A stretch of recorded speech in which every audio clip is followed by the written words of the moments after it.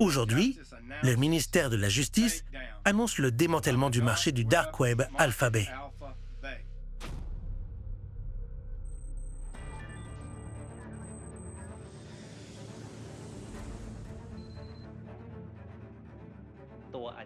L'auteur du crime était un expert en technologie, considéré comme le cybercriminel numéro 1. Il possédait 2 maisons contiguës, puis il en acheta une autre. Toutes ces voitures étaient de luxe, mais nous n'avons pas réussi à savoir ce qu'il faisait comme métier. Le site web rapportait près d'un demi-million de dollars par an. Concrètement, de 3 à 500 millions de dollars par an.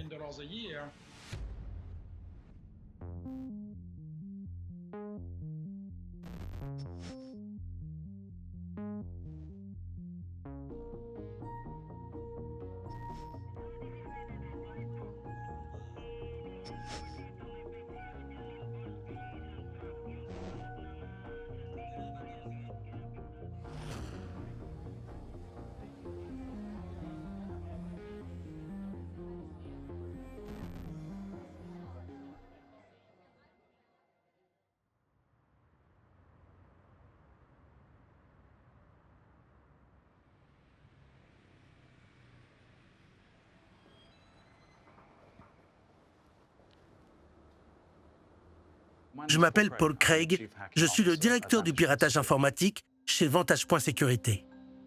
Imaginons que vous possédez une grande quantité de produits illégaux dans l'intention de les vendre. Vous ne pouvez pas aller sur Carousel et placer une annonce pour ces produits. Le dark web a donc répondu à ce besoin en devenant un marché où les gens peuvent vendre des choses illégales. Les marchés du dark web sont les marchés noirs de l'Internet. Ici, nous pouvons obtenir un diplôme de presque n'importe quelle école pour 0,1 bitcoin, soit environ 1000 ou 1100 $. Ici, nous pouvons acheter un passeport britannique avec le prénom de notre choix pour 1000 livres sterling, permis de conduire, carte d'identité, vente spéciale. Vous voulez un permis de conduire norvégien ou danois? Une carte d'identité lituanienne. Qu'est-ce qu'on cherche? 1 gramme de cocaïne colombienne, 75 pour 100 pur, non coupé, 40 $ américains. Ici même, en première page. Mais nous voyons qu'il y a des choses dangereuses à vendre, car nous avons des armes à disposition. Des AK-47, 500 $. Ce marché a l'air bien conçu. Il a l'air tout neuf et tout à fait légitime. Mais tout cela est illégal.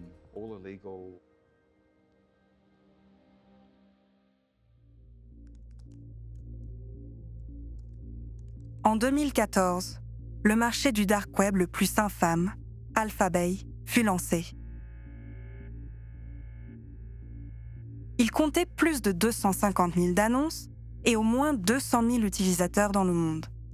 Les transactions quotidiennes d'Alphabet s'élevaient en moyenne à 800 000 $. C'est le niveau le plus élevé jamais atteint sur le dark web.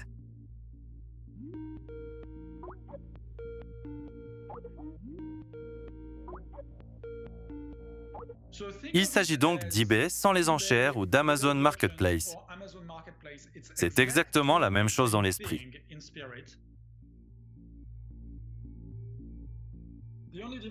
La seule différence est que le site est anonyme et les gens n'hésitent pas à échanger des biens illicites.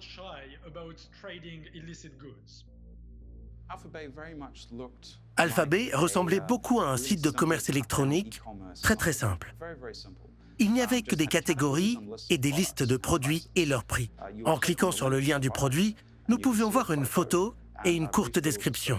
Très bien noté, excellent critique, très solide, testé en laboratoire. Et beaucoup de gens faisaient des commentaires sur la façon dont ils expédiaient secrètement leurs articles. Le produit était expédié dans un boîtier de CD ou caché dans un vase, par exemple.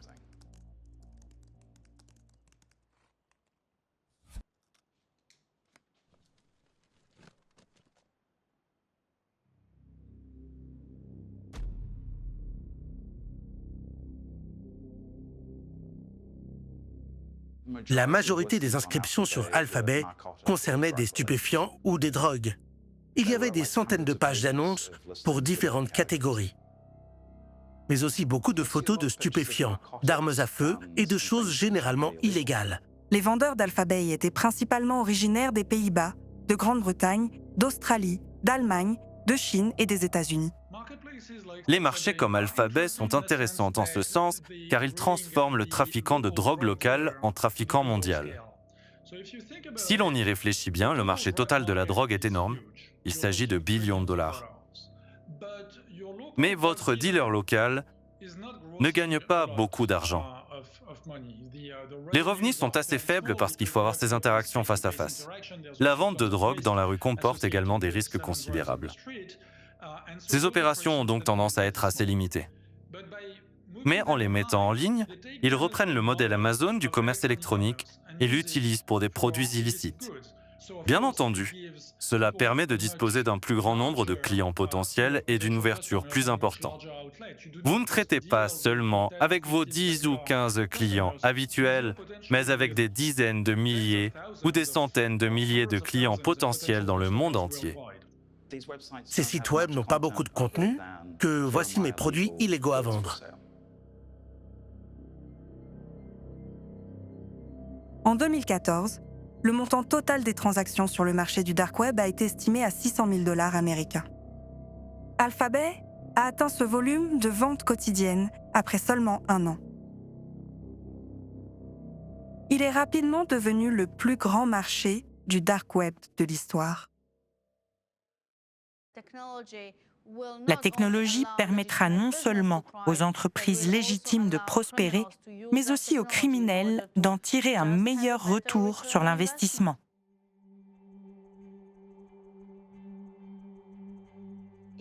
Il s'agit sans aucun doute d'une grande menace pour l'ensemble des communautés. La police devait prioriser la clôture de ce lieu.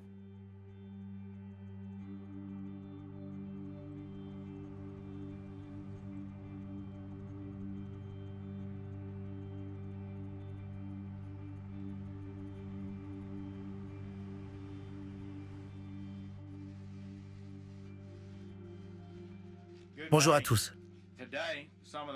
Aujourd'hui, certains fournisseurs de drogue les plus prolifiques utilisent le dark web, qui est un ensemble de sites web cachés auxquels vous ne pouvez accéder que si vous masquez votre identité et votre localisation.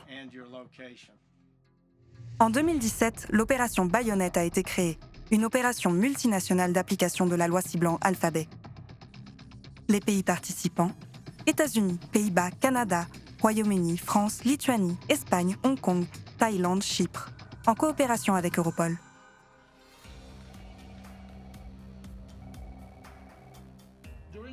Au cours de l'enquête sur Alphabet, il était clair que le responsable du marché était une personne connue sous le pseudonyme d'Alpha02X. Le personnel de l'opération Bayonet a commencé à faire des achats sous couverture sur Alphabet. Lorsque de nouveaux utilisateurs s'inscrivaient sur le site, ils recevaient un courriel de bienvenue de l'administrateur du marché.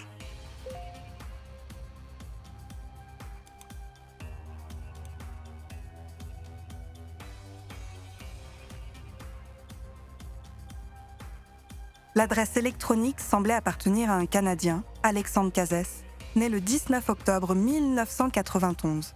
Génie de l'informatique avec un quotient intellectuel de 142.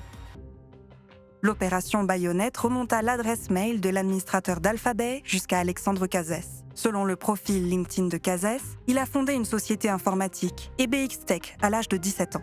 Son profil mentionne les compétences informatiques suivantes.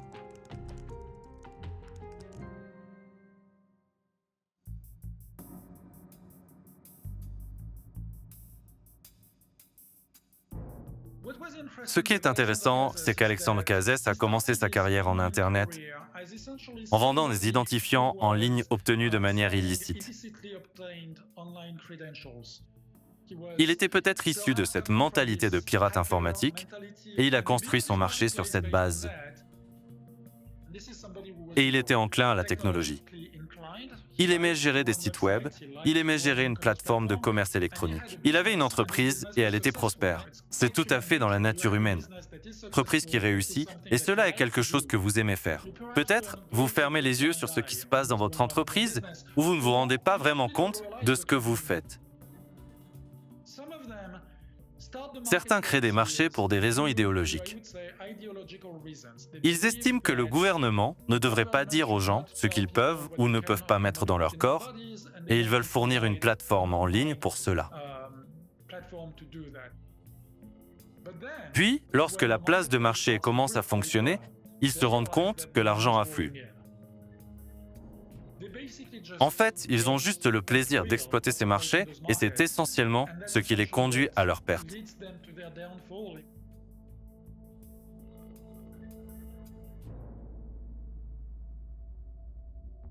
Avec suffisamment de preuves, l'opération Baïonnette a pu émettre un mandat d'arrêt pour 16 infractions pénales contre Alexandre Cazès, complot pour intégrer une organisation criminelle liée au racket, trafic de drogue, usurpation d'identité et fraude sur dispositif d'accès. Leur enquête les a conduits en Asie, le repère de Cazès, d'où il dirigeait Alphabet. Les autorités locales ont été alertées.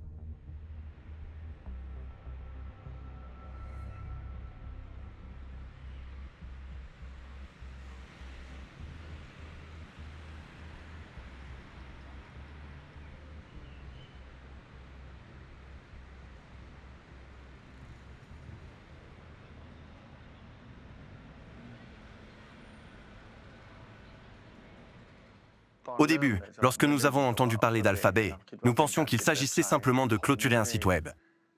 Je ne pensais pas que ce serait une tâche difficile.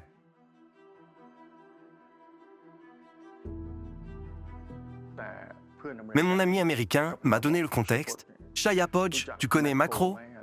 J'ai répondu « Oui, je connais Macro. Macro est énorme. » Il m'a alors demandé « Et si Macro vendait des drogues illicites et était 50 fois plus grand, vous trouveriez que c'est grand ?» La cybercriminalité a causé 600 milliards de dollars de pertes dans le monde, dont 13 millions en Thaïlande en 2018. Plus de 12 millions d'actifs liés à ces crimes ont été saisis cette dernière année. Les enquêteurs n'en revenaient pas de ce qu'ils avaient découvert au cours de l'enquête. Ils n'arrivaient pas à croire que ce genre de choses se produisait dans notre monde.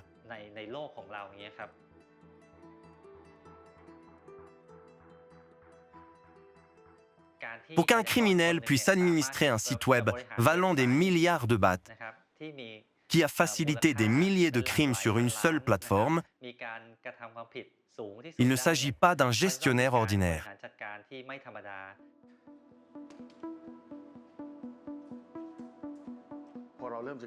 Nous avons appris que le site web desservait plus de 100 000 utilisateurs. Il est inhabituel de trouver autant de trafiquants de drogue rassemblés au même endroit, au même moment. Cela fait 30 ans que je m'attaque au trafic de stupéfiants. Mais cette opération était inhabituelle parce qu'elle faisait appel à la technologie.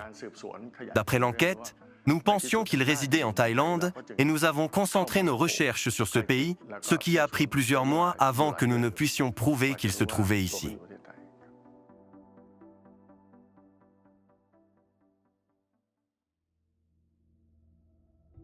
En 2008, alors qu'Alexandre Cazès avait 17 ans, il a publié un message sur un forum en ligne en utilisant le nom d'utilisateur Alpha02. À la fin de son message, Alpha02 s'est identifié comme Alexandre Cazès et a indiqué une adresse électronique. La même adresse électronique qui envoyait un message de bienvenue aux nouveaux utilisateurs inscrits sur le marché Alphabet. Il a utilisé un ancien compte Hotmail. Il va donc de soi que cela mènera à son historique et à son empreinte numérique supplémentaire.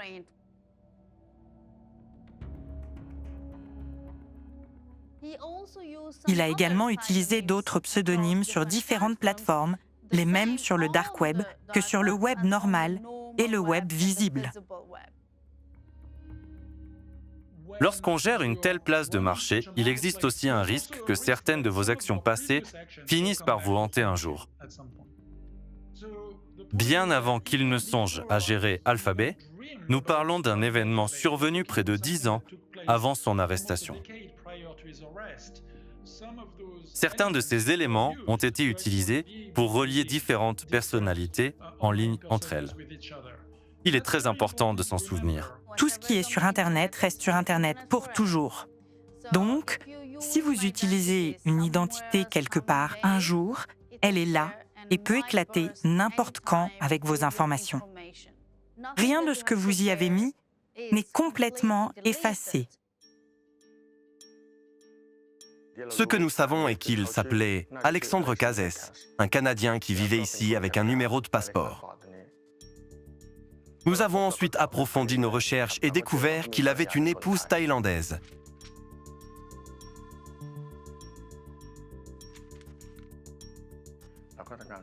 D'après notre enquête, il ne faisait pas grand-chose. Nous avons découvert que son travail était lié à l'informatique. Donc, nous avons recherché et vérifié ses actifs, qui étaient considérables.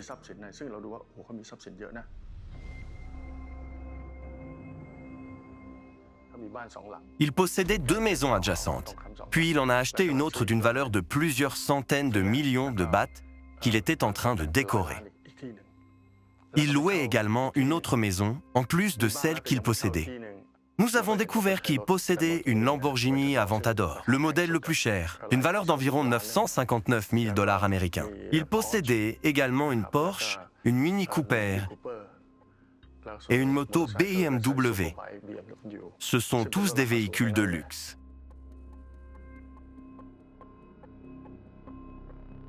Alexandre Cazès pouvait facilement dépenser entre 30 et 47 000 $ américains pour un seul repas.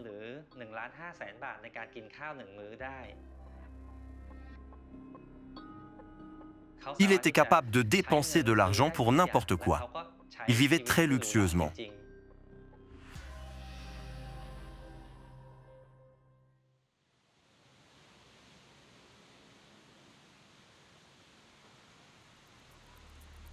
Cazès n'était pas visible sur les réseaux sociaux. Mais sous le pseudonyme de Fish, il se vantait de sa vie d'excès.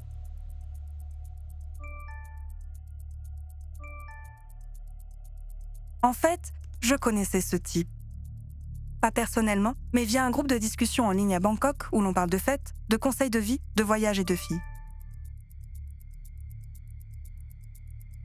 J'ai parlé avec lui plusieurs fois. En 2 ans, il s'est sérieusement enrichi. Il est passé d'une moto à une Porsche Panamera, puis à une Lamborghini Aventador et d'une vieille maison à une villa.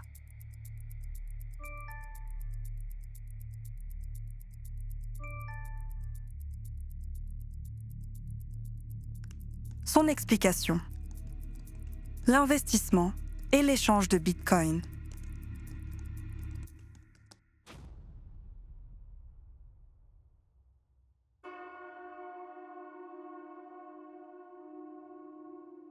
Il est dans la nature humaine de se vanter de ses réalisations. Mais souvent, le fait de se vanter les place au centre de l'attention. Après avoir dirigé Alphabet pendant 2 ans, la valeur nette de Cazès était estimée à 20 millions de dollars. Il possédait de nombreuses maisons, des voitures de luxe et voyageait beaucoup. Cependant, nous n'avons pas su quel était son métier. Comment cela est-il possible ?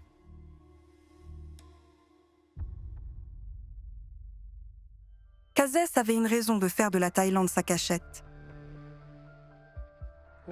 Dans de nombreux pays, même en Asie du Sud-Est, la loi autorise le gouvernement à recueillir des données sur Internet pour protéger la sécurité nationale.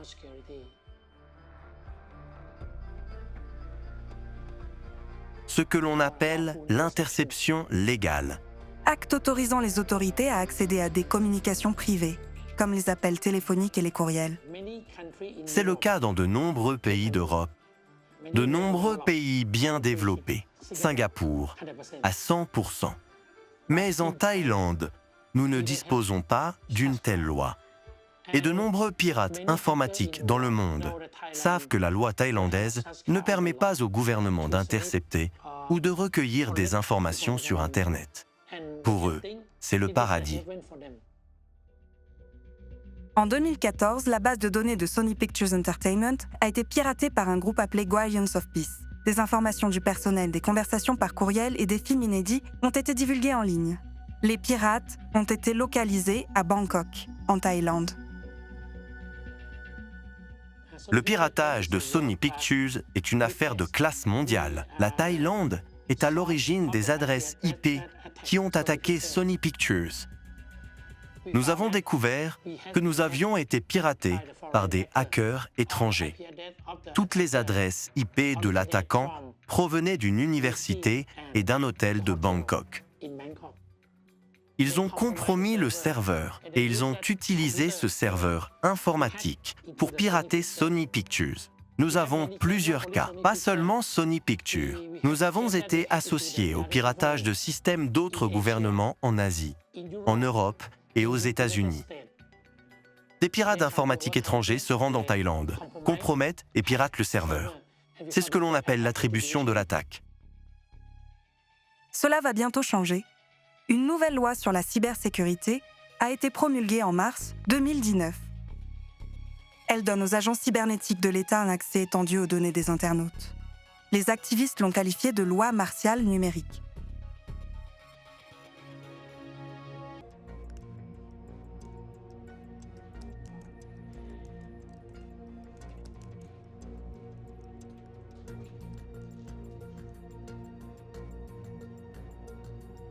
Le profil LinkedIn d'Alexandre Cazès mentionne l'entreprise qu'il a fondée, EBX Tech.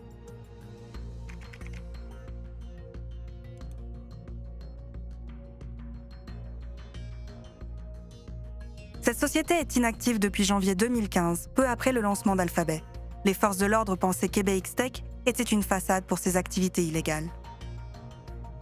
Voyons si un génie comme lui aurait fait ça. Il a fondé EBX Technologies en 2009 et était déjà millionnaire avant Alphabet. Le syndrome Breaking Bad. Breaking Bad est une série télévisée très populaire où le personnage évolue au fil de la série pour passer du statut de citoyen honnête à celui de criminel absolument horrible.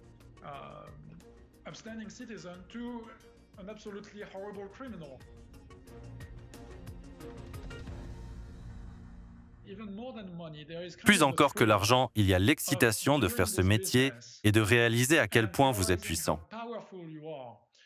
Ils deviennent dépendants de leurs propres produits. Et ce produit n'est pas la drogue, mais le plaisir de gérer un site web illicite.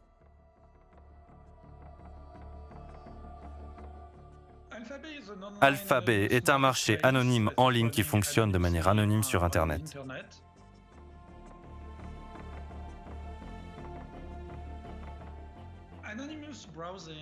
La navigation anonyme fonctionne à un haut niveau selon le principe suivant. Au lieu de parler directement au site web que je vais visiter, je parlerai à un intermédiaire, qui parlera à un intermédiaire, qui parlera à un intermédiaire, et ainsi de suite.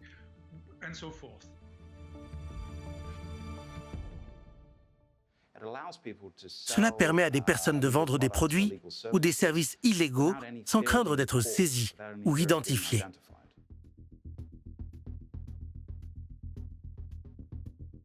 Peu importe dans quel pays vous vous trouvez, il serait très difficile de prouver que vous êtes la personne vendant quelque chose sur le dark web. Le dark web n'est accessible qu'au moyen de navigateurs anonymes. Les plus utilisés sont deux Onion routers ou Tor. Le premier lien est le téléchargement de Tor. Vous pouvez le télécharger gratuitement en ligne. C'est très simple, très facile à télécharger et à installer. En quelques secondes, vous pouvez utiliser ce navigateur. Sur Internet normal, l'Internet général que les gens connaissent, vous verrez .com, .net, .org. Sur le réseau Tor, nous ne voyons qu'une chaîne de caractères aléatoires, .onion. Il n'y a donc aucun moyen de suivre le domaine. Il s'agit simplement d'une chaîne de caractères aléatoires. Il est évident que ce site se trouve sur le réseau Tor.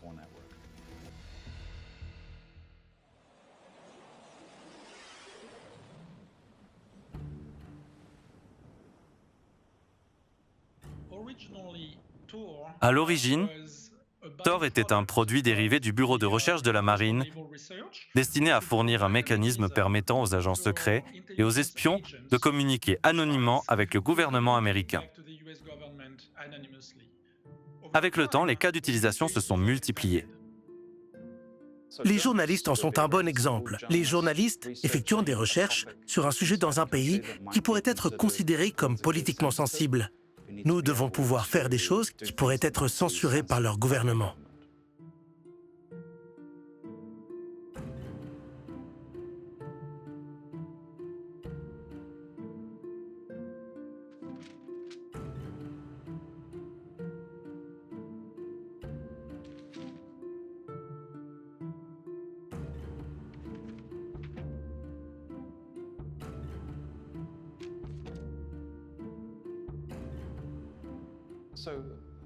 Le réseau Tor en lui-même n'est pas si dangereux.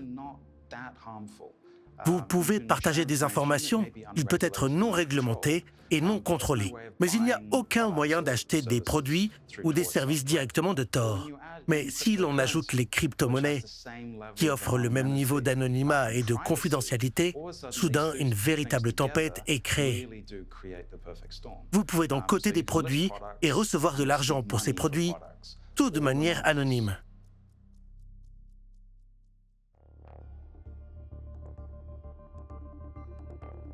Les marchés du dark web n'acceptent qu'une seule forme de paiement, les crypto-monnaies. Le Bitcoin est la plus utilisée.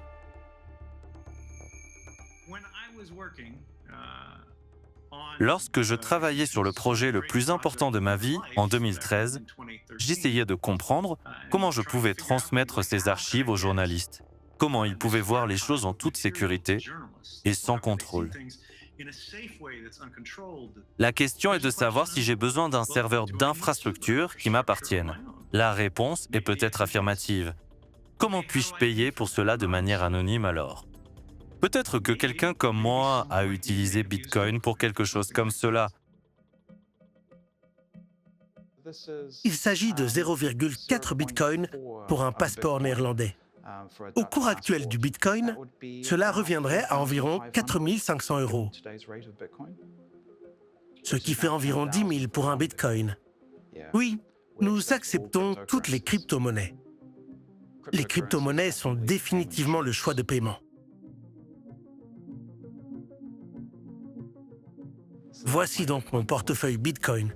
Et ceci me donne le code QR. Si quelqu'un veut m'envoyer des Bitcoins, il lui suffit de scanner ce code QR et il sera envoyé à mon adresse Bitcoin. Les Bitcoins seront donc versés sur mon compte. Bitcoin peut être utilisé pour de nombreuses choses et raisons légitimes. Mais c'est aussi le choix numéro 1 des personnes qui vendent des choses sur le dark web. Il n'y a aucun moyen de le tracer, de lier un portefeuille ou une adresse de crypto-monnaie à une personne. Traditionnellement, de nombreux crimes ont été appréhendés en remontant la piste de l'argent, car l'argent laisse toujours une trace. Supposons qu'il s'agisse d'un compte de dépôt. Le coupable le sait, la banque aussi. Beaucoup de gens le savent, c'est traçable. Mais avec le Bitcoin, seul le coupable sait où est l'argent.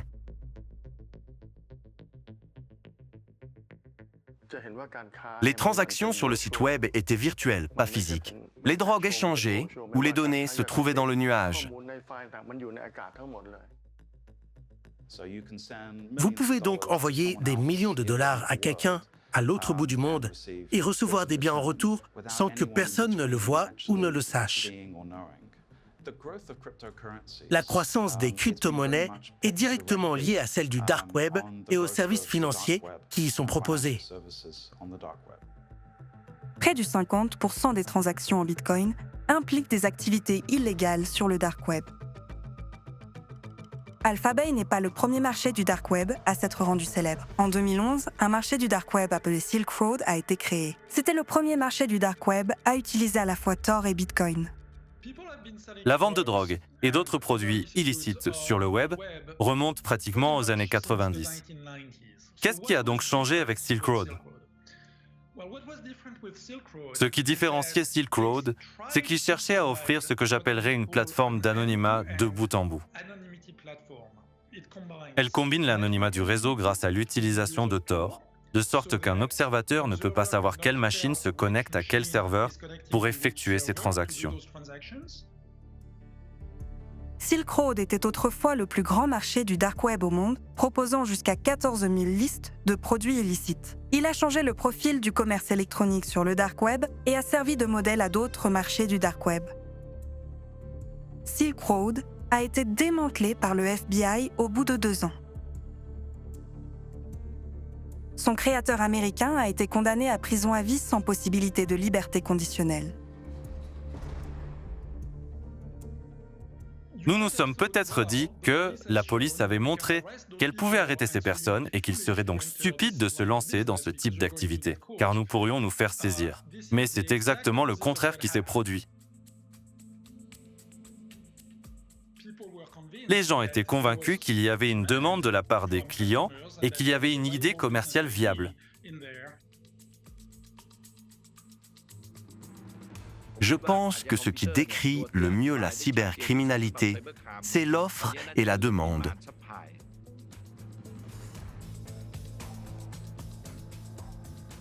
La demande sur le marché du dark web est énorme.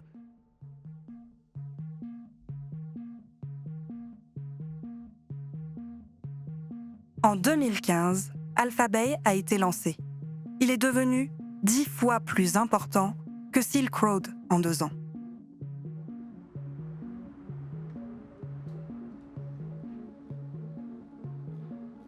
Pour celui-ci, nous avons besoin d'enregistrer un compte. Je vois qu'ils utilisent l'authentification PGP. Ils sont donc très axés sur confidentialité. Voyons voir si nous pouvons trouver un autre marché. Nous avons besoin d'un nom d'utilisateur et d'un mot de passe pour celle-ci. Je pense que Alphabay était tout à fait unique, car s'inscrire et commencer était rapide et facile. Cela a certainement contribué à son succès. Au départ, ce n'était pas le plus grand site web. C'était un très petit site. Ils vendaient principalement des cartes de crédit et d'autres biens numériques. En 2015, Alphabay a fait la une pour avoir vendu des informations volées sur Uber et TokTok.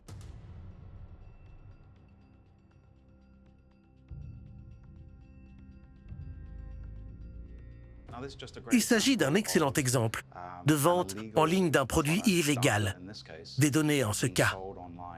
Et j'imagine que c'est à un prix très bas, car ces informations sont très nombreuses. Il s'agit donc d'une vente de quelques dollars par personne. Mais il y a beaucoup de comptes qui ont été vendus sur Alphabay, pas seulement Uber, mais aussi Netflix, Hulu. Je pense que les gens en achètent assez fréquemment car ce n'est pas considéré comme illégal, mais c'est quelque chose qu'ils veulent. Assez rapidement, il a été dominé par les drogues.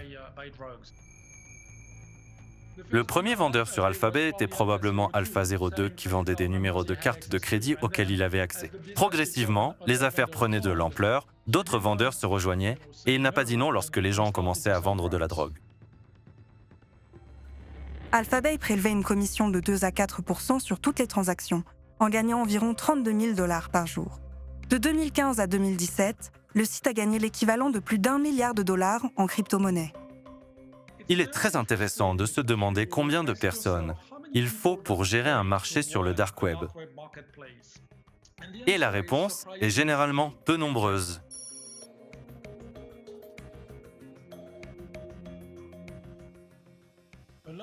La plupart des personnes qui créent ces marchés ne sont pas des syndicats de la drogue, ni des criminels, mais des gens qui ont une très bonne formation en informatique. Il s'agit en fait de criminalité financière, ce qui est logique pour l'opérateur de la plateforme. Après tout, l'exploitation d'un site web est un travail d'informatique. Mais ce qui est intéressant, c'est qu'on retrouve les mêmes techniques de marketing que celles utilisées par des entreprises légitimes ou des réseaux sociaux comme Twitter ou Reddit. Ils ont même des consultants en réseaux sociaux qui font essentiellement la promotion de leur marque sur ces plateformes.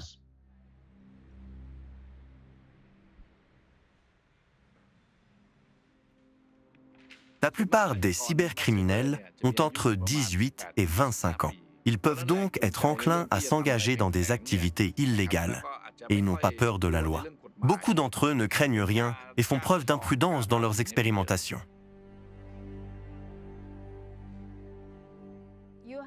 Un certain ego est présent au sein de la communauté.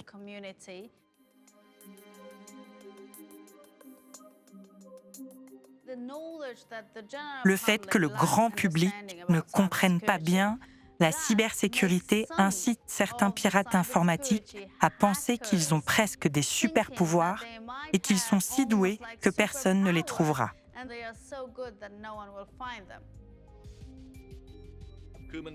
Il s'agit d'un groupe de criminels qui peuvent se sentir défiés. Ils croient que c'est amusant, un véritable jeu d'esprit criminel.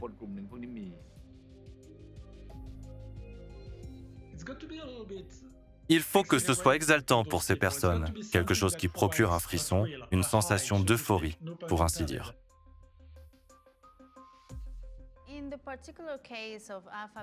Dans le cas particulier du marché Alphabet et du nombre d'utilisateurs qu'il a atteint, le propriétaire a probablement ressenti un sentiment de réussite, d'être intouchable, parce qu'il avait atteint un certain niveau. Ils ne m'ont pas trouvé jusqu'à présent. Ils ne m'attraperont pas.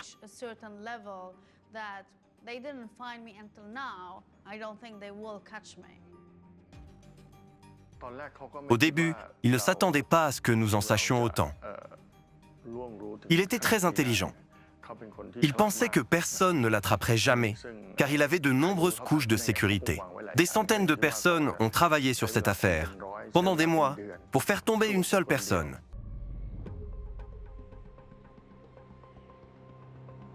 L'opération Bayonette était une équipe policière formée par 10 pays avec le soutien d'Europol qui a enquêté et planifié le démantèlement d'Alphabet pendant 1 an et demi. Après 6 mois de surveillance, la police thaïlandaise était prête à capturer Kazes.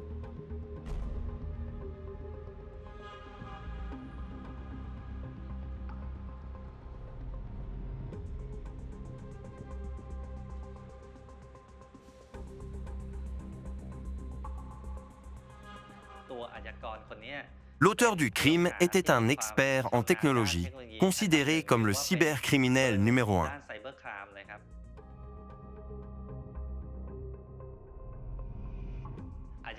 Il a été très habile pour échapper à la surveillance du FBI pendant longtemps,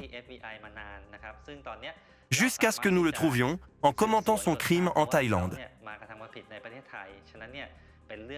Rassembler toutes les preuves contre l'auteur a été un véritable défi. La police thaïlandaise, les agents américains et les autres forces policières étrangères qui ont uni leurs efforts ce jour-là ont été soumis à une forte pression. Nous n'avions jamais enquêté sur une affaire de ce type. Normalement, nous nous contentons de suivre la trace des comptes bancaires et de certaines informations électroniques. Mais nous n'avons jamais eu à utiliser la technologie et à effectuer une surveillance 24 heures sur 24, 7 jours sur 7, les 30 jours du mois. C'était une opération assez intense pour nous.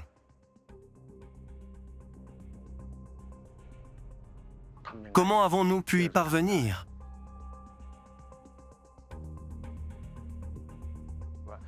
Il fallait le prendre en flagrant délit, alors qu'il administrait le site web, car il n'était pas sur son ordinateur en permanence.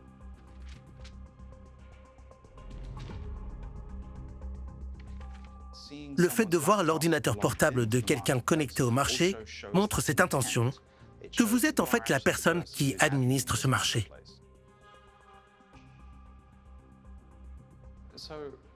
Les personnes qui utilisent les crypto-monnaies, Tor, prendront très certainement des mesures de sécurité supplémentaires sur leur ordinateur portable. Ainsi, si les forces de l'ordre arrivent, vous fermez votre ordinateur portable et cela devient une brique cryptée géante.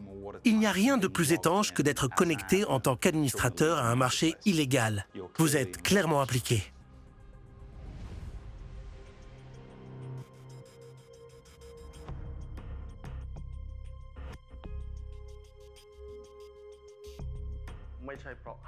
Les 10 pays étaient prêts ce jour-là, pas seulement la Thaïlande.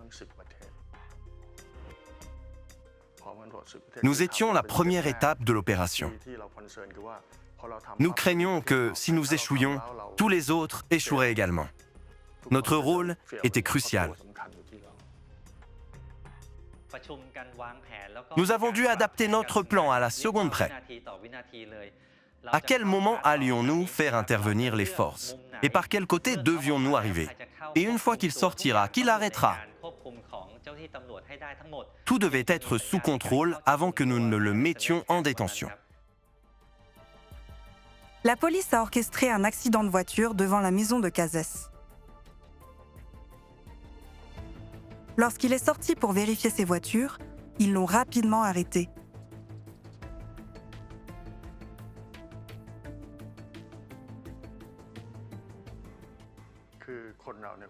Normalement, les gens mettent 5 secondes pour reprendre leurs esprits et réagir.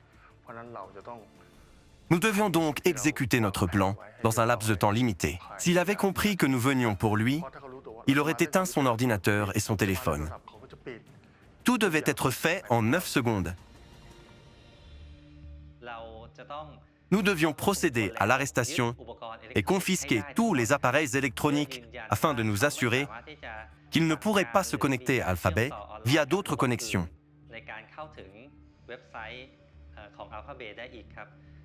Mon travail consistait à assurer que nous parvenions à prendre le contrôle du site web d'Alphabet.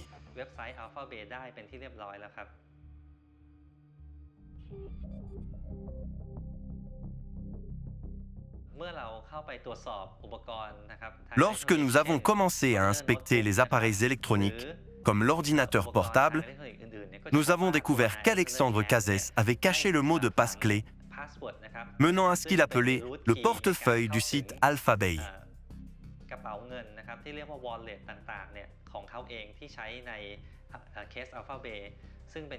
Ce mot de passe lui permettait de contrôler toutes les activités de l'administrateur sur le site web. Nous avons dû décrypter sa clé principale, une donnée essentielle que nous devions récupérer sur son ordinateur. La plupart des gens utilisent des mots de passe très simples comme mot de passe, je t'aime, baseball ou d'autres du même genre. Les personnes qui gèrent ces marchés utilisent des mots de passe difficiles à déchiffrer. Si vous pensez à une phrase de passe, pas un simple mot de passe, mais une véritable phrase, comme un passage d'un livre, cela devient soudainement très difficile à deviner. Tenter de déchiffrer l'un de ces mots de passe nécessiterait des ressources colossales. Il n'est même pas sûr que ce soit possible. Et décoder le cryptage lui-même est fondamentalement infaisable avec la technologie d'aujourd'hui.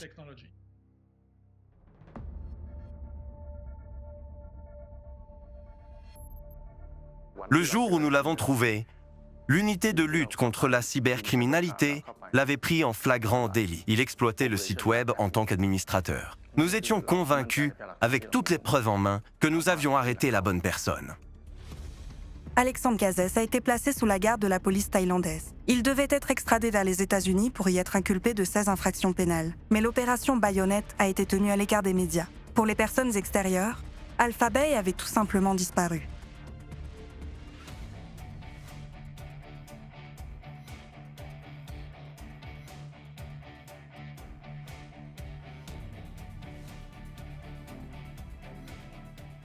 Les gens pensaient qu'Alphabet avait fait un exit scam, une arnaque de sortie. La plateforme existait toujours, mais il était impossible d'y retirer de l'argent. La raison pour laquelle la police a agi ainsi était d'inciter les utilisateurs d'Alphabet à se tourner vers un autre marché. Les utilisateurs d'Alphabet ont cherché un nouvel endroit pour échanger des biens. Ils se sont tournés vers une autre place de marché du dark web, Hansa. Mais l'opération Baïonnette avait également pris le contrôle de Hansa. Elle a recueilli des informations sur tous les vendeurs à partir des serveurs des deux marchés.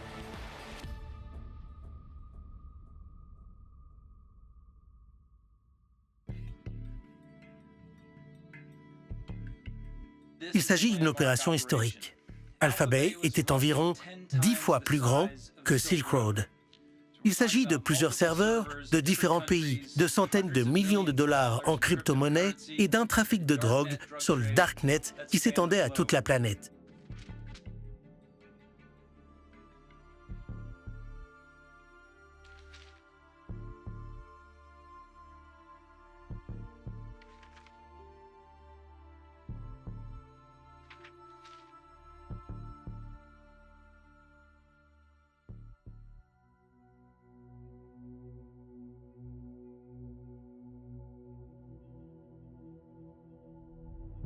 Une semaine après son arrestation, Alexandre Cazès est mort en détention d'un suicide apparent.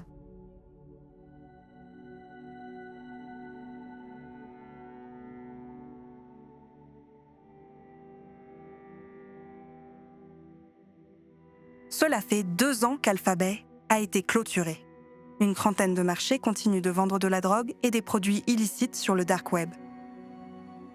En 2018, le FBI et Europol ont formé des équipes dédiées à la lutte contre les crimes du dark web.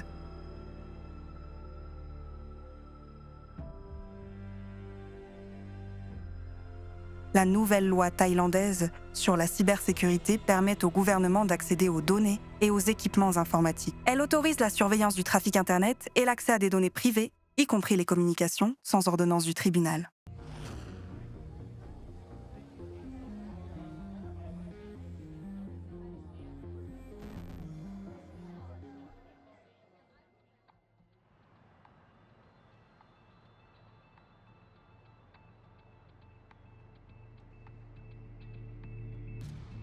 Lolicandi, un groupe pédophile en ligne, a été créé en 2016, mais il est apparu pour la première fois sur le radar de la police en mars 2017. La police a trouvé environ 10 000 photos et vidéos partagées par plus de 8 000 membres. En l'espace d'un mois, les 4 administrateurs ont été arrêtés, y compris le créateur Wawan. Il a été condamné à 6 ans et demi de prison. Je ne suis pas un pédophile, je suis une personne normale. Seul Dieu et moi savons que tout cela n'est qu'un mensonge. J'ai été forcé d'avouer que j'avais des victimes, alors qu'il n'y en avait pas.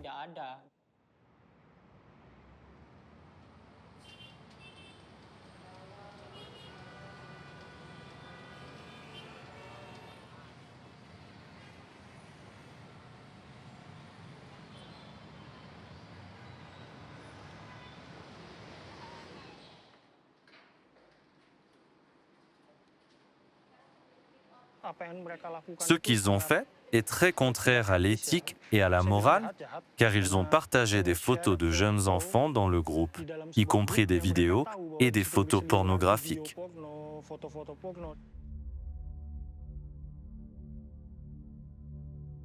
Shailendra avait déjà interviewé Wawan en exclusivité dans le cadre de son enquête sur l'affaire Lolicandi.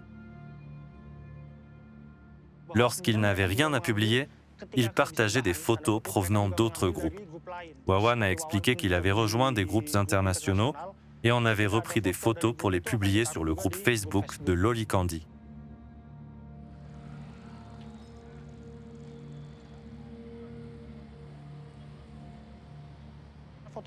Ils ont principalement partagé des photos d'enfants prises dans des lieux publics, comme des plages ou des eaux, au sein de groupes. C'est très inquiétant. J'ai aussi lu plusieurs de leurs conversations. Dans le groupe, ils échangeaient des conseils sur comment aborder les enfants.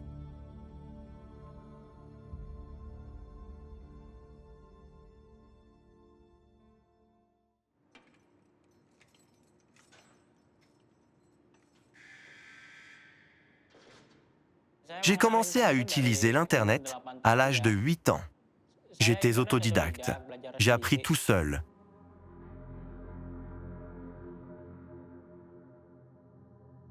J'étais un garçon introverti.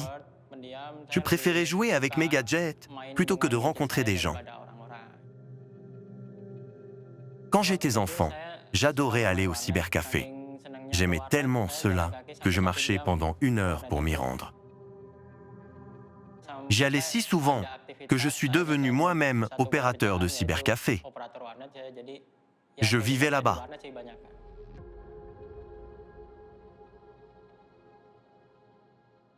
Il passait probablement beaucoup de temps dans le café. Wawan m'a raconté qu'il avait fini par essayer d'entrer dans le Deep Web et qu'il avait appris le terme pédophile.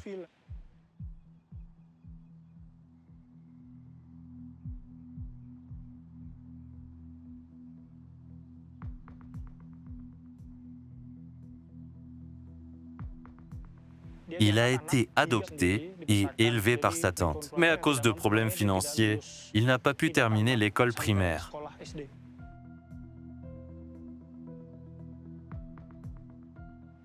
Wawan était issu d'une famille marginalisée. Lorsque Wawan a fondé ce groupe, il était fier de lui car il était le leader du groupe et il pouvait contrôler de nombreuses personnes. Il était fier d'avoir de nombreux amis internationaux. Il est naïf.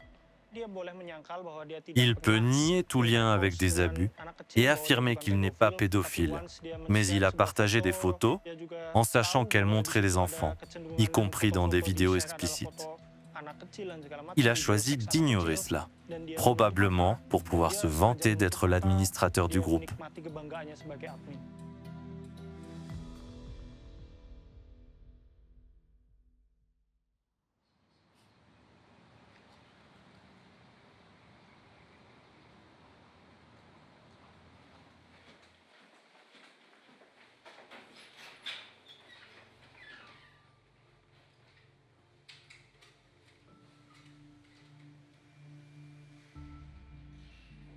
Mais il y avait beaucoup de pédopornographie sur Loli Candy.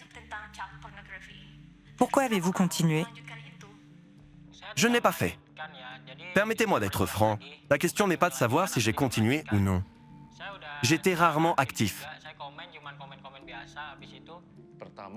D'abord, il n'avait pas l'air de se sentir très coupable.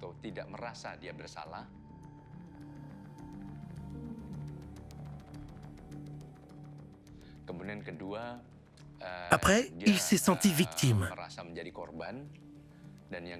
Et finalement, il voulait préciser qu'il n'était pas l'auteur des faits, qu'il n'était pas pédophile.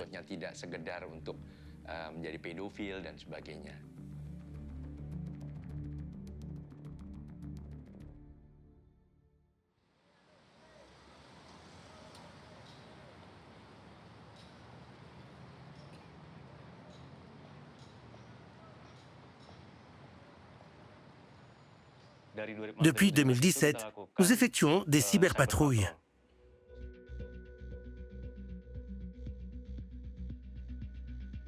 Grâce à ces patrouilles, nous avons découvert un groupe Facebook nommé Loli Candy. Il publiait de la pédopornographie. Nous avions également reçu des rapports du public à ce sujet. Nous avons mené une opération d'infiltration axée sur ces rapports. Loli Candy est l'une des affaires les plus importantes que nous ayons découvertes récemment. Tout d'abord, l'auteur, Wawan, est indonésien, mais il faisait également partie de l'équipe administrative d'autres groupes pédophiles, eux-mêmes affiliés à des groupes internationaux. Au début de notre enquête, le groupe Facebook comptait environ 6000 membres. Après une semaine d'enquête, nous avons été choqués de découvrir que le nombre de membres était passé à 8000. Il y avait environ 10 000 photos et vidéos. Nous avons été véritablement choqués lorsque nous avons découvert le groupe Facebook Loli Candy et l'ampleur qu'il avait prise en diffusant des données, des informations, des photos et des vidéos d'enfants. En tant que parents, nous étions certainement inquiets.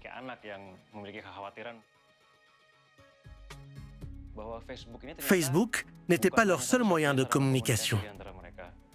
Ils ont également créé d'autres groupes sur WhatsApp et Telegram. Notre enquête nous a permis de découvrir que des personnes d'une quarantaine de pays avaient été ajoutées au groupe WhatsApp. Il y avait environ 11 groupes sur WhatsApp et Telegram et l'un des groupes de Facebook d'Indonésie comptait plus de 8000 membres. Les membres de Loli Candy étaient actifs dans plusieurs groupes WhatsApp. WhatsApp limite chaque groupe à un maximum de 256 membres. Facebook ne limite pas le nombre de membres d'un groupe, ce qui permet à des milliers de membres de s'y joindre. Sachant que Facebook censurerait le contenu qu'il téléchargeait et interdirait les comptes affichant du contenu vulgaire, ils sont passés à WhatsApp.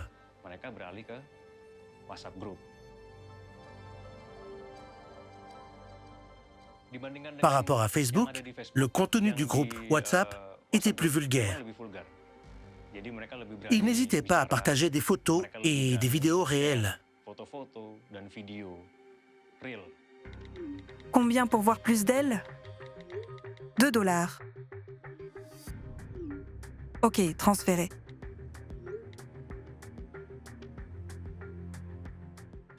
Ces applications, telles que WhatsApp et Telegram, permettent à l'utilisateur de communiquer dans un environnement privé et sécurisé.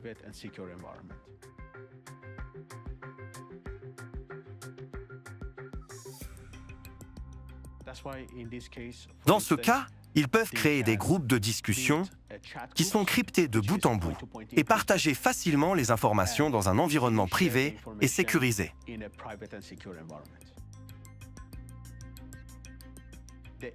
Les preuves restent sur votre propre appareil, sur l'appareil du client. Et évidemment, dès que vous effacez la preuve, celle-ci peut être définitivement supprimée et détruite.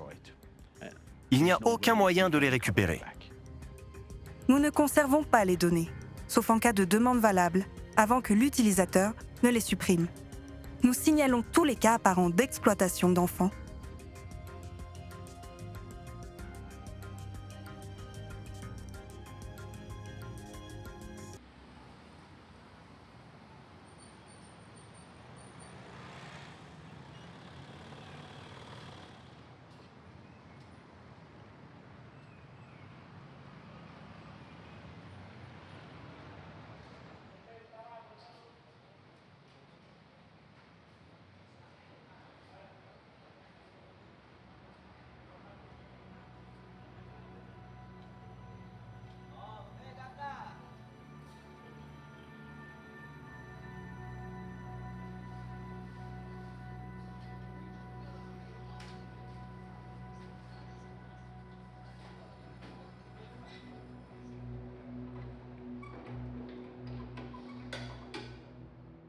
Loli Candy était censé être un groupe d'animes.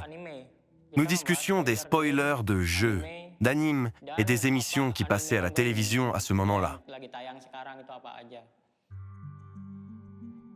Je n'étais pas le créateur original. Après un certain temps, le compte a disparu.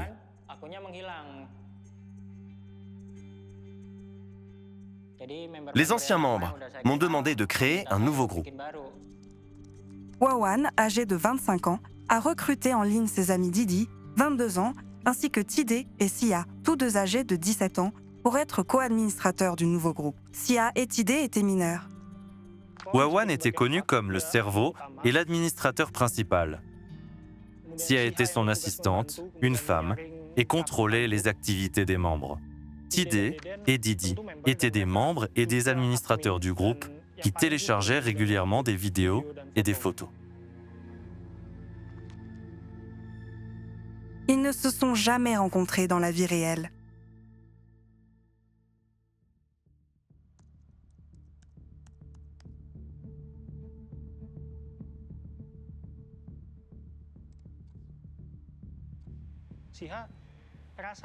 Peut-être que Sia aimait Wawan et pensait que, puisqu'il était son petit ami, elle devait lui obéir. Elle a peut-être senti que quelque chose n'allait pas, mais elle a accepté car son petit ami était également impliqué. C'était juste pour s'amuser. Sia était-elle votre petite amie? Non, c'était une amie proche. Je l'ai connue sur Facebook. Plus j'apprenais à la connaître, plus nous étions en contact grâce aux animes. Ok, demande FB envoyée. Accepté. T'aimes l'anime? Toi aussi? Grave? T'aimes quoi? Tu regardes quoi en ce moment? On parle d'anime et d'OST dans mon groupe. Ok, je peux rejoindre? Je l'ai donc invitée à rejoindre le groupe, pensant qu'elle pourrait l'améliorer et le rendre plus actif. Mais elle s'est retrouvée mêlée à tout cela. Quelqu'un a fait un commentaire, les gens l'ont flattée gentiment et elle s'est laissée emporter. Peut-être lui a-t-on demandé de télécharger ce genre de contenu. À l'époque, Tidé m'avait demandé de le nommer administrateur. Frérot, je me fais chier. T'as lancé un nouveau groupe? Oui, je viens de le créer. Mets-moi de main, frérot. Tidé était peut-être plus actif, puisqu'il avait du temps libre après l'école. Ils pouvaient en profiter pour gérer le groupe. La première personne que j'ai nommée a été Iluinaya, Didi. Il est devenu administrateur car nous étions très proches. Nous nous sommes rencontrés sur le Deep Web indonésien. Y a des groupes sympas ou quoi? Tu fais quoi là? Je viens de lancer un nouveau Lolicandi. Regarde ton FB, je t'ai envoyé une invite pour être admin. Dans le groupe, il était très intéressé par les animes et les bandes originales d'animes. Le Deep Web fait référence à tous les sites web que les moteurs de recherche, comme Google, ne peuvent pas trouver. Cela inclut toutes les bases de données des utilisateurs et le stockage en nuage. De nombreuses demandes ont été formulées pour créer un deuxième groupe. Wawan affirme avoir créé le groupe Lolicandi pour discuter d'animes. Il maintient qu'il n'a jamais eu l'intention d'y inclure des contenus pédopornographiques. Lolicandi officiel, 18 ans et plus. Que signifie 18 ans et plus? Un filtre pour ceux qui rejoignaient le groupe. Uniquement les adultes. Aucun adolescent n'était autorisé à poster. Ainsi, les membres souhaitant discuter de pornographie étaient adultes. Nous avons instauré la règle que les messages pornographiques soient postés entre 22h et le matin.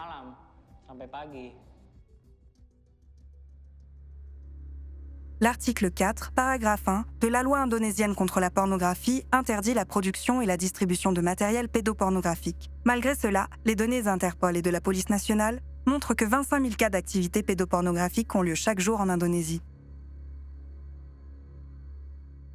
Nous avions déjà créé un deuxième groupe, mais de telles règles n'existaient pas dans le premier groupe.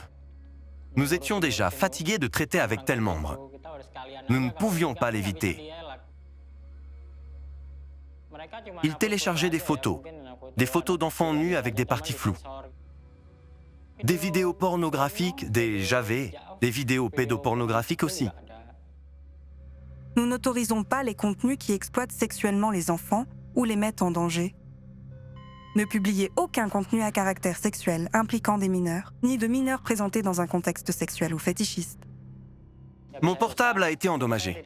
Je n'ai donc pas pu surveiller le groupe. Au cybercafé, je me connectais rarement à Facebook, car j'étais occupé par des jeux à ce moment-là. Je n'avais pas de temps à consacrer à Facebook. Je ne m'occupais pas de ce genre de choses. J'étais déjà fatigué d'expulser des gens. Cela dérangeait mon travail.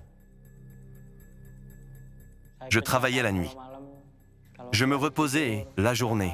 Mais j'étais interrompu à cause de cela. Quelqu'un disait sur WhatsApp, c'est un post Facebook. Quelqu'un a fait ceci et cela. Les gens m'en parlaient tous les jours. J'étais fatigué et je les ai laissés faire. Vous avez géré le compte de Lolicandi tout en travaillant dans un cybercafé? Oui. J'ai également créé le groupe au cybercafé. Lorsque j'ai commencé à le surveiller, je me suis dit que ce n'était pas normal. J'expulsais quelqu'un, mais ils avaient de nombreux comptes clonés et continuaient à poster sans arrêt. Nous en avions assez de les expulser chaque jour. Pourquoi avez-vous continué avec le deuxième Lolicandi? J'y trouvais généralement des références.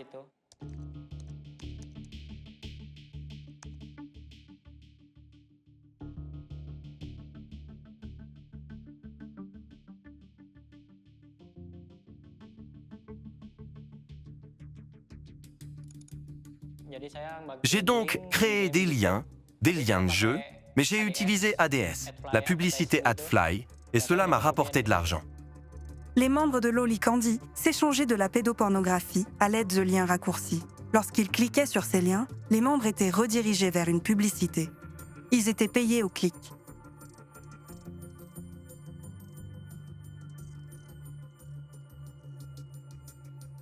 Chaque visite sur le site leur rapportait 1 ou 2 roupies indonésiennes, soit moins d'1 centime américain. Ils pouvaient gagner l'équivalent de quelques dollars par mois, juste assez pour un forfait de données prépayé.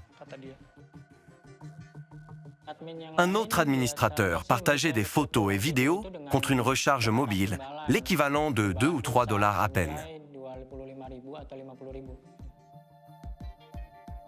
À mon avis, les intentions des membres étaient mitigées. Quelqu'un qui avait des problèmes financiers pouvait partager de nombreuses photos, tandis que d'autres le faisaient pour des raisons de satisfaction sexuelle.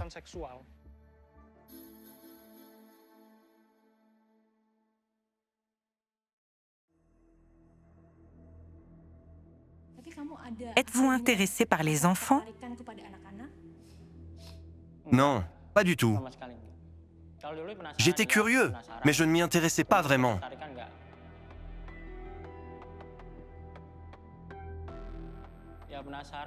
J'étais seulement curieux parce que dans la vidéo que j'ai vue, l'enfant semblait avoir déjà reçu un enseignement.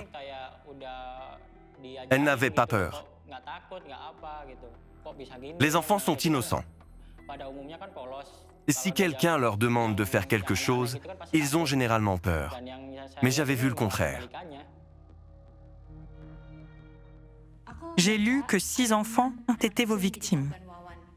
3 d'entre eux ont admis que vous les aviez approchés. À l'époque, j'étais forcé. Honnêtement, c'est la vérité. On m'a forcé à avouer. Et quand j'ai demandé des preuves informatiques, il n'y en avait pas. Cela n'a même pas été mentionné dans le procès. Vérifiez si vous ne me croyez pas. Il n'y avait aucune preuve informatique dans le procès pour prouver que j'avais une victime.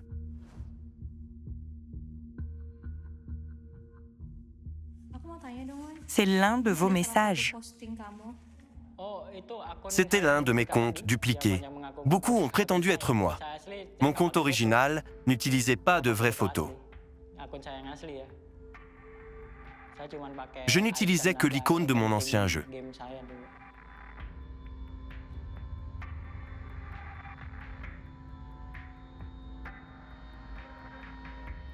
Wawan affirme qu'il n'est pas responsable des multiples comptes Facebook liés à son pseudonyme.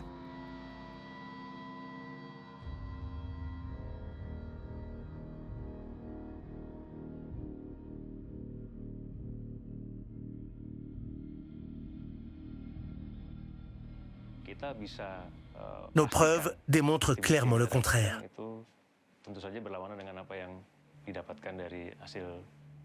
En plus de partager et de créer des photos et des vidéos, il a également agressé les enfants.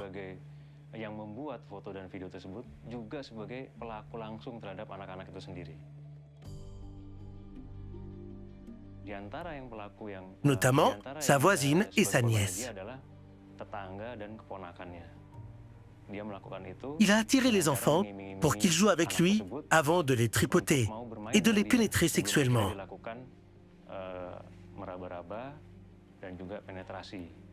La loi indonésienne sur la protection de l'enfance définit un enfant comme toute personne de moins de 18 ans. En 2016, le pays a adopté des lois controversées autorisant la castration chimique et la peine de mort pour les auteurs de violences sexuelles sur mineurs. Pourtant, des rapports indiquent que l'Indonésie compte le plus grand nombre de cas de pédophilie en Asie. Les destinations touristiques en Indonésie sont souvent qualifiées de paradis pour pédophiles. L'UNICEF Indonésie a déclaré qu'il y avait 40 000 victimes d'exploitation sexuelle d'enfants chaque année entre 2010 et 2015. C'est très inquiétant. Je ne sais pas ce qui fait de l'Indonésie un refuge pour les pédophiles. L'éducation sexuelle est encore taboue en Indonésie. Il est difficile d'expliquer qu'un abus sexuel peut se produire même dans le cadre d'une interaction avec des étrangers. Le gouvernement doit également sensibiliser la population à ce sujet et faire appliquer la loi.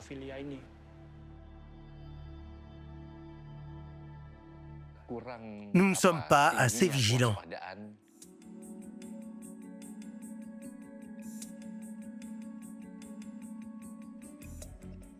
La pédophilie est un cas d'urgence en Indonésie. Nous devons être sérieux dans la manière dont nous traitons le problème. La communauté doit faire preuve d'une plus grande vigilance et sensibilité. Les enfants doivent oser dire non et être courageux. Si cela se produit, ce n'est pas le moment d'être poli avec les invités.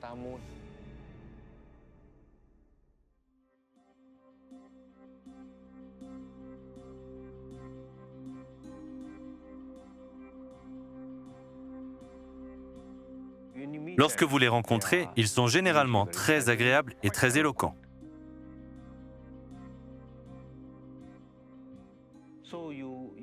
Vous ne sauriez pas qu'ils ont molesté et abusé d'enfants si personne ne vous le disait.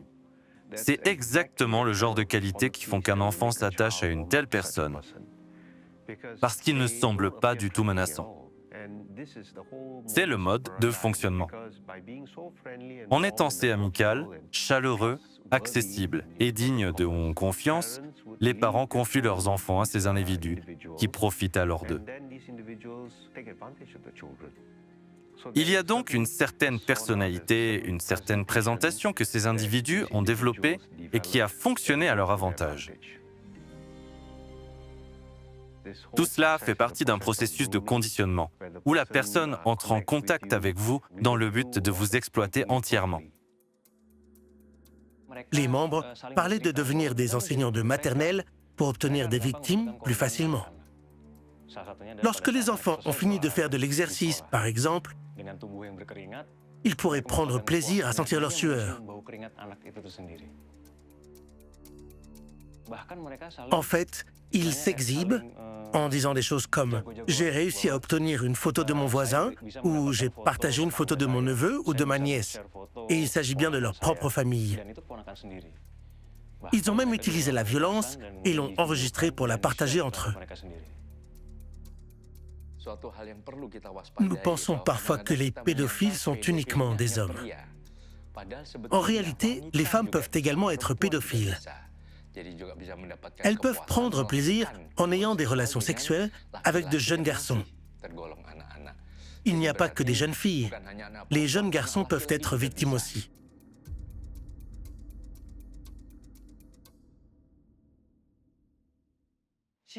Sia a reconnu faire partie du groupe, mais elle a nié avoir partagé des photos d'enfants.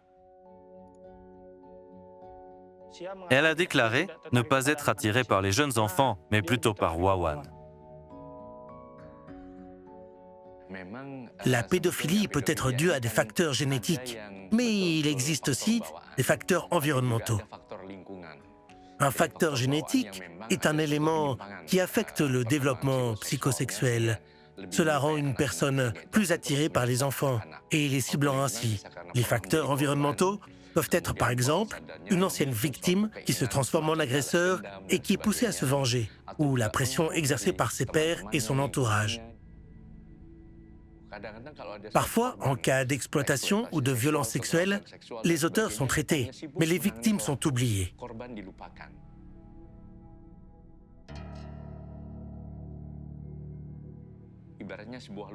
Lorsqu'une blessure n'est pas soignée rapidement, la cicatrice déforme la peau.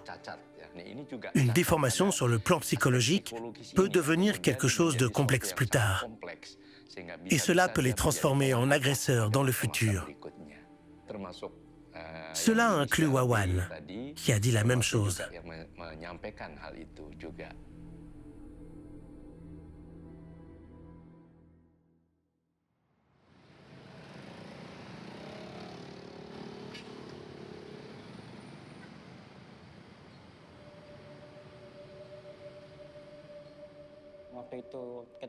J'avais 7 ans lorsque j'ai été victime d'abus sexuels. C'était un voisin. Je passais devant sa maison chaque fois que j'allais à l'école. J'avais peur. Je n'en ai parlé à personne parce qu'il y avait des menaces. Cela ne serait pas arrivé si je n'étais pas passé devant sa maison. Donc, je me suis tu. J'avais du mal à parler aux gens, alors j'ai gardé ça pour moi.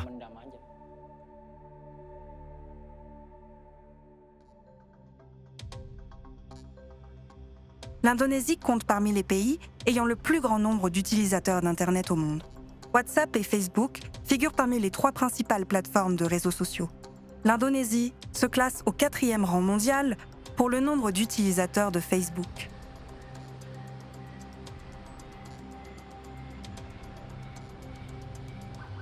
Ce groupe utilise les réseaux sociaux dans le but précis pour lequel elles ont été créées.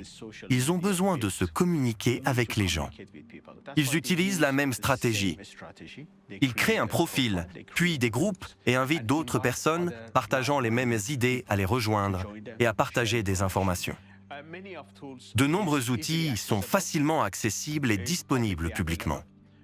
Il est évident que la plupart des dirigeants de ces syndicats possèdent des connaissances en informatique, connaissent ces plateformes et sont capables de les utiliser à mauvais escient pour commettre des délits.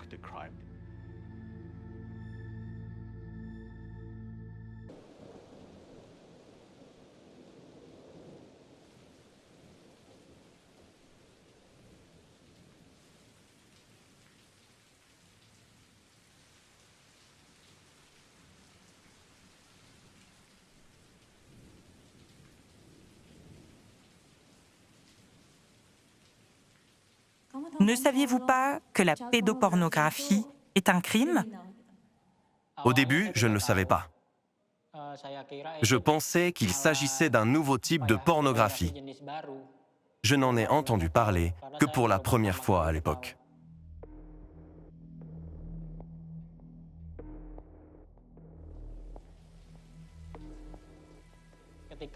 Quand j'ai su que c'était un crime, j'ai voulu quitter le groupe.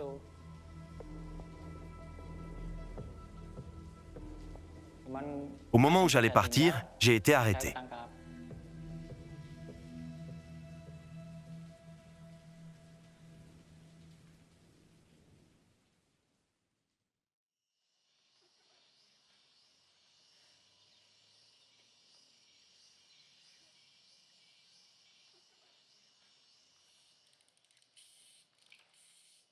J'utilise les réseaux sociaux tous les jours, une fois que j'ai envoyé mes enfants à l'école et après que mon mari soit parti au travail.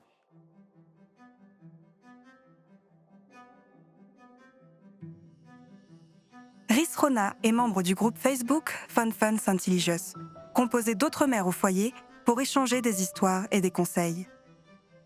Sur SeaWorld.com, quelqu'un a parlé d'un groupe nommé Lolly Candy. Je l'ai partagé avec mon groupe Fun Fun Saint-Ilicious. Je leur ai dit qu'il y avait un groupe qui ciblait les enfants. Au début, mes amis n'y ont pas cru. Ils pensaient que j'étais trop paranoïaque et craignaient que je diffuse une fausse nouvelle.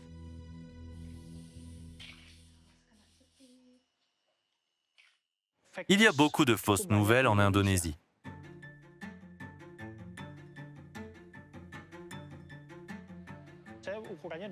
Notre équipe de vérificateurs de faits doit vérifier 5 fois par jour si une nouvelle est vraie ou non. Vous vous rendez compte? En un mois, cela pourrait représenter 150 millions. C'est énorme. 4 d'entre nous ont donc rejoint le groupe Lolly Candy pour vérifier s'il était vrai ou non.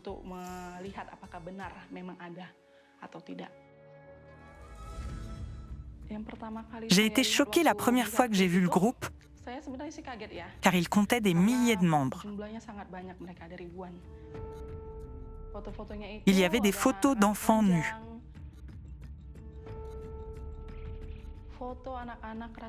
Ils partageaient des photos d'enfants âgés de 9 mois à 10 ans.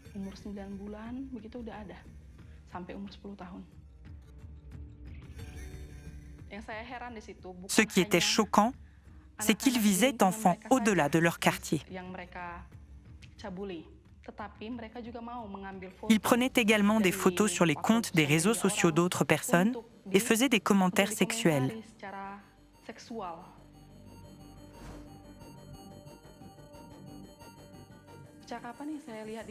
L'une des conversations auxquelles j'ai assisté portait sur la manière d'éviter les saignements lors du viol de jeunes filles mineures ou comment empêcher les enfants de le dire à leurs parents.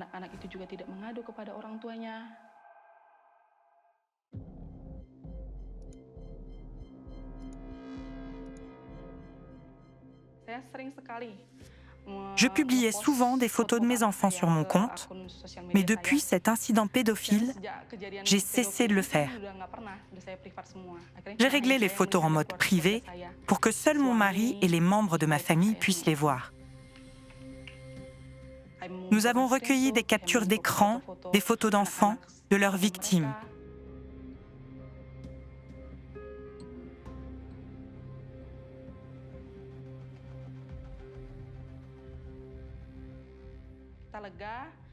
Nous avons été soulagés et reconnaissantes que la police ait pris nos inquiétudes au sérieux.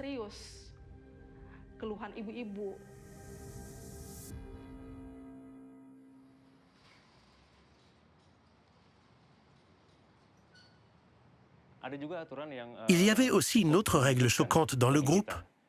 Ils devaient prouver que les photos et les vidéos qu'ils partageaient étaient des contenus originaux.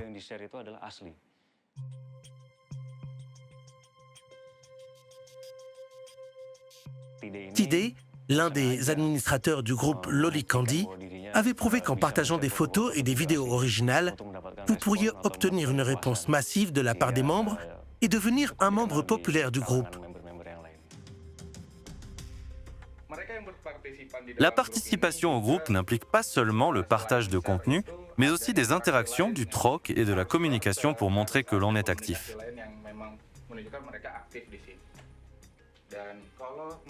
Et s'ils ont des photos, ils doivent inclure la localisation dans les légendes pour convaincre les gens que les photos sont réelles et éviter d'être expulsés du groupe.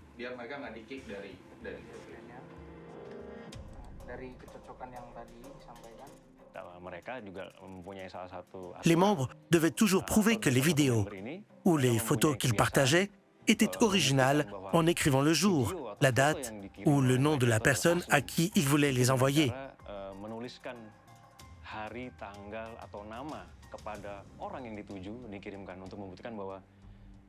Cette étape permet de prouver que la vidéo a été enregistrée par eux et qu'elle n'a pas été prise sur d'autres sites de réseaux sociaux.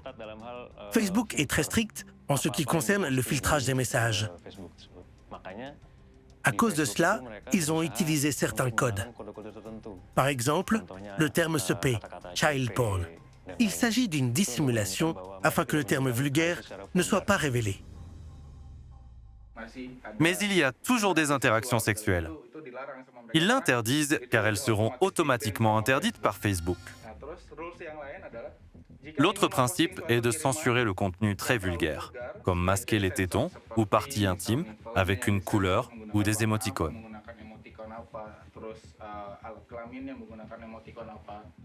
Vous ne pouvez pas non plus partager de liens bleus, c'est-à-dire des liens actifs qui deviennent automatiquement bleus lorsqu'on les poste. Mais l'instruction donnée est la suivante. Si vous voulez partager des liens, comme mega.nz, il faut écrire méga espace nz avec un espace pour que le lien ne devienne pas bleu. Prenons un exemple d'URL.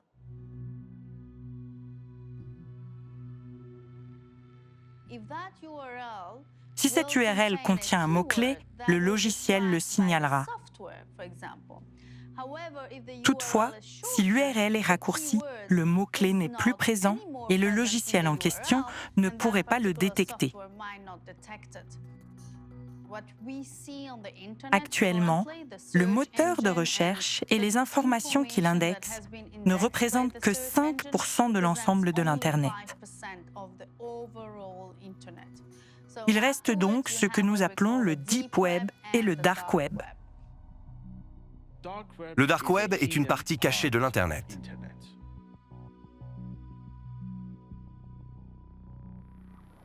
Il est évident qu'ils doivent disposer d'une plateforme des réseaux sociaux, car ils doivent informer les autres membres des informations disponibles sur le Darknet. Quel âge a-t-elle? J'adore ça. En avez-vous d'autres?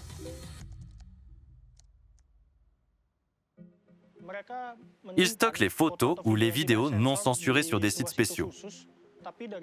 Les membres qui souhaitaient obtenir la version complète, après avoir regardé la vidéo censurée, contactaient l'administrateur, qui leur fournissait le lien. Le nombre de membres de Lolicandi a rapidement atteint 7000, car les sites fournis par Wawan et d'autres, stockant des vidéos non censurées, avaient une sécurité par feu faible.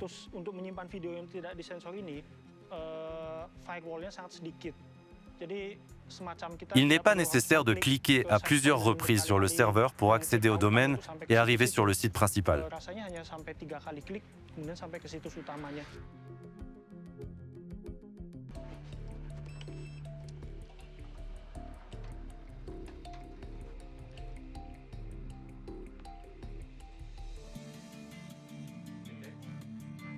Dans le cadre de son enquête, la police indonésienne s'est infiltrée pour tenter d'accéder au groupe Facebook de Lolicandi. C'était un défi pour nous. Et nous ne pouvions pas rester sous couverture très longtemps, car nous n'aurions pas pu partager les vidéos ou les photos qu'ils demandaient aux membres.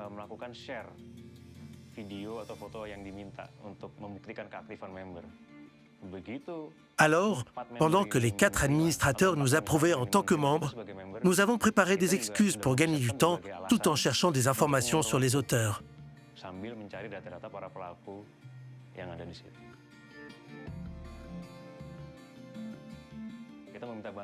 Nous avons demandé l'aide de Facebook pour tracer et fournir des informations. Nous avons vérifié si le compte était réel ou anonyme en termes cybernétiques. Mais nous avons découvert qu'ils avaient inclus leur vrai numéro de téléphone portable.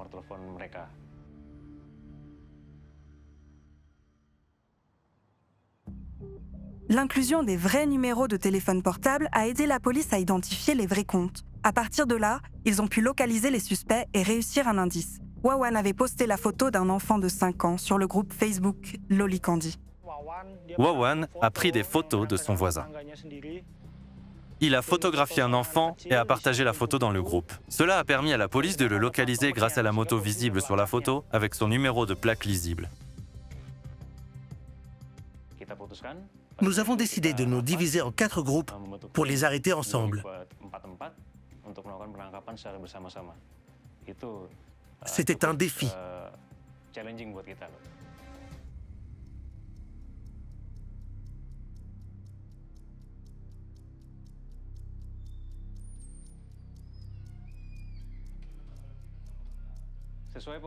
D'après les discussions que nous avons eues récemment, nous avons réussi à identifier les 4 personnes impliquées dans l'affaire Lolicandi, que nous arrêterons bientôt. Ils se trouvent tous les 4 à des endroits différents. Notre analyse nous a permis de découvrir que nous devions les arrêter simultanément et ne pas le faire séparément à des jours différents. Car d'après notre recherche, ils ont un ordre. Si quelque chose se produit, ils fermeront tout et nous perdrons toutes les données dont nous avons besoin.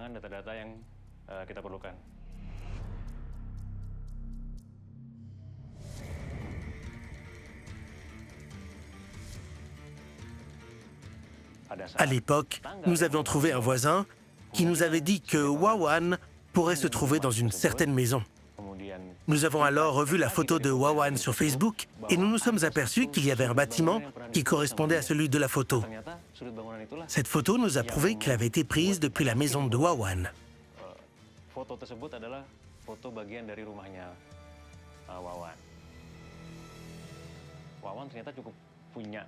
Wawan disposait d'un solide réseau dans sa région.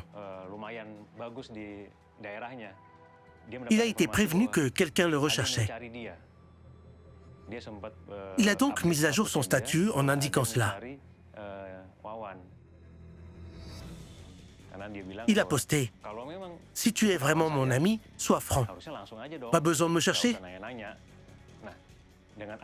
Grâce à cette mise à jour, nous étions certains que la maison était bien celle où se trouvait Wawan.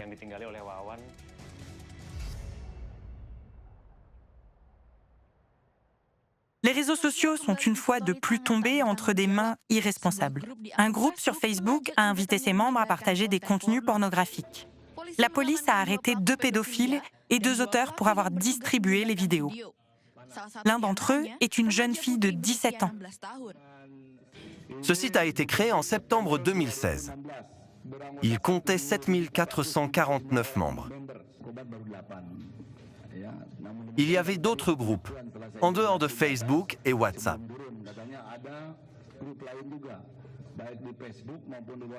Et ils avaient stocké les photos, directement sur leur téléphone portable.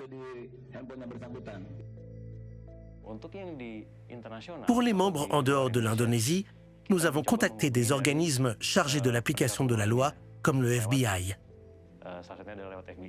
Le FBI a trouvé des membres de Lolicandi dans 63 pays et transmis l'info aux autorités. Jusqu'à 17 suspects ont été arrêtés au Salvador, au Chili et au Guatemala. Nous avons réussi à mettre la main sur 3 téléphones portables de Wawan et sur un certain nombre de clés USB. Nous y avons trouvé environ 2000 fichiers, photos et vidéos liés à la pédopornographie.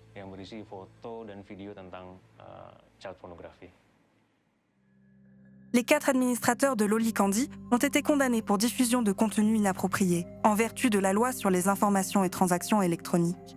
En raison du délai entre les faits présumés et les poursuites, Wawan n'a pas pu être inculpé d'abus sexuels sur enfants.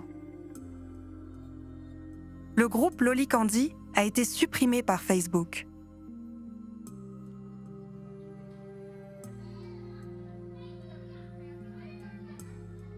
Mais d'autres groupes continuent de prospérer, dont beaucoup sont constitués d'anciens membres de Lolicandi.